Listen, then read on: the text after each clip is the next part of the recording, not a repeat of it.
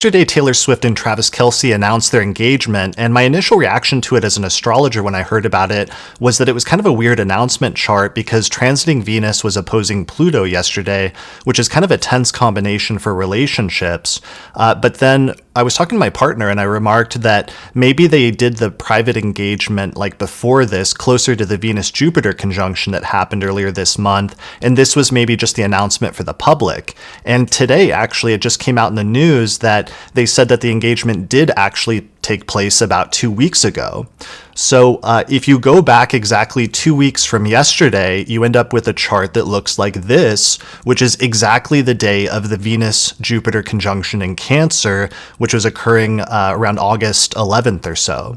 So this was undoubtedly the biggest engagement announcement of the year in terms of celebrity engagements, and it happened very close to this very auspicious Venus-Jupiter conjunction that all of the astrologers have been talking about this summer, and especially in terms of the August forecasts that looked so auspicious, especially for Venus, the planet of relationships, and Jupiter, the planet of